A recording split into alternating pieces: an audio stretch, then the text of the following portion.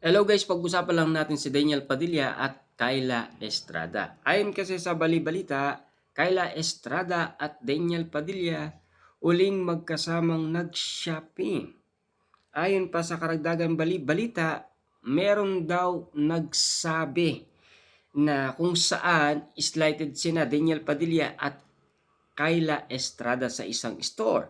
Sa litratong makikitang namimili si Kyla habang binabantayan siya ni DJ. Nag-react naman ang Kevitcher sa naturang slighting. Ito ang ilan sa kanilang irit. So confirm na sila na nga.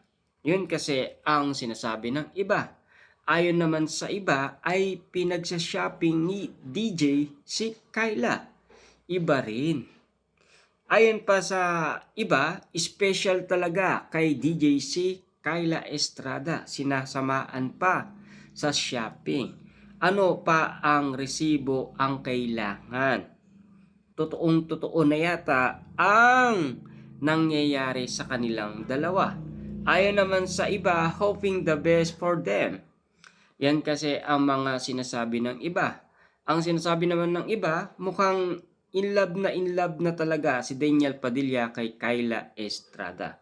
Bagamat nakapagsalita naman kasi si Daniel Padilla sa ABS-CBN dahil meron nga naman kasing ipinakita sa atin ang ABS-CBN patungkol umano kay Daniel Padilla kung ano ang masasabi niyang nangyayari sa kanilang relationship ni Kyla Estrada.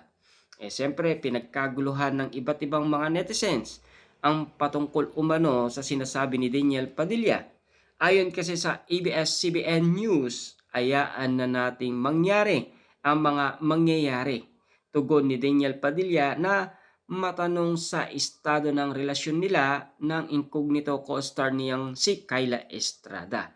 Yan kasi ang mga pinapakita sa atin ng ABS-CBN News para kay Daniel Padilla at Kyla Estrada. Lalong-lalo na kasi, kinikilig nga naman kasing sobra-sobra ang mga fanay, lalong nagiging dalulo sa kiligan moment ng dalawa.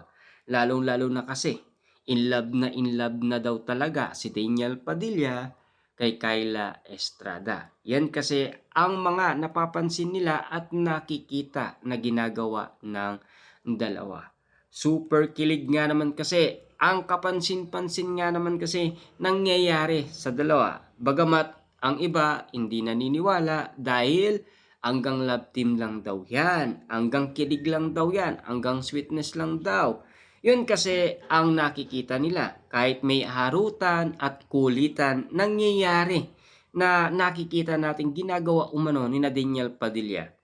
Pero sila, hindi pa rin sila naniniwala dahil marami na silang nasaksihan tulad ng Kat Den, Kim Pao. Hanggang ngayon kasi, haka-haka pa rin ang kwento-kwento sa kanila.